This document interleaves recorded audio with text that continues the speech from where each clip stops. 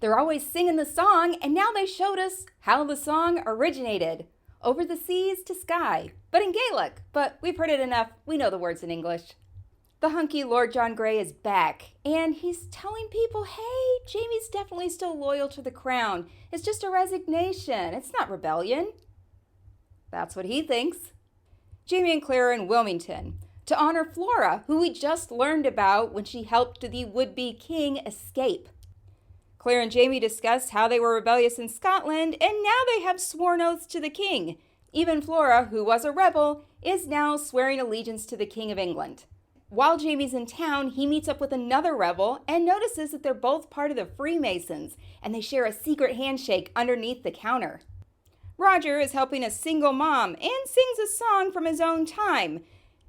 He gets called out about it and ends up singing it to the sun.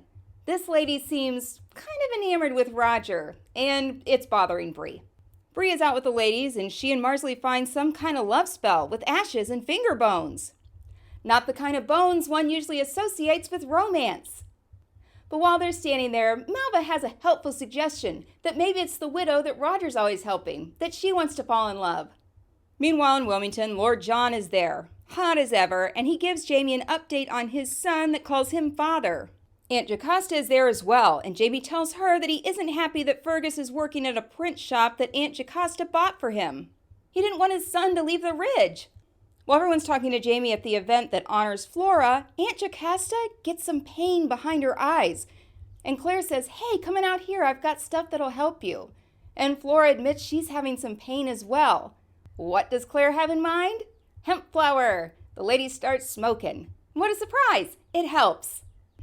Back at home, Bree confronts Roger that he is spending a lot of time over with the widow, and she tells him that she is lonely. Roger's like, it isn't like that. And obviously, Roger has good intentions, but Bree's telling him, quit it.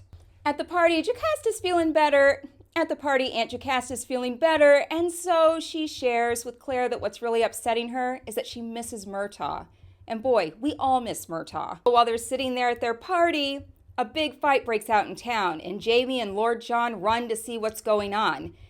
And they've got tar, and they're trying to tar and feather a printer because he printed something they didn't like, the rebels. The Redcoats come and break it up, and things end up okay, but it's violence. And they're really just wanting to shoot the messenger. Jamie stands up for him, but that doesn't go well with the rebels. When Jamie goes to meet up with the rebels later and lets them know that, well, the Redcoats are coming to arrest them, they let him know that he's not welcome. And then he gives them a long speech on liberty, and they all get on board with Jamie being part of their team. Or at least they seem like it right now. Lord John Grey is super disappointed, though, that Jamie will go and be with the rebels. He doesn't understand it, and he doesn't want Jamie to hate him. It's also clear that his love for Jamie is everlasting, and he just doesn't want anything to happen to his true love. Roger is helping with the church bell and goes inside, and what does he find? Malva, getting it on with Mr. Henderson. She then blackmails him and says, if you tell on me, I'm going to tell everybody that you kissed the widow. Which, of course, he didn't, but still. And what Jamie also finds out is that Aunt Jocasta paid for Flora's little event. So that's not great. She's being loyal to the king. And she's also got Fergus at a print shop. Not great either. He doesn't want Fergus to be in harm's way, and he tells her so. I mean, after all, he just got tarred. Thankfully, he wasn't feathered. It's definitely reached a point where tensions are very high, and nobody wants their friends to die, but they're all fighting for something different.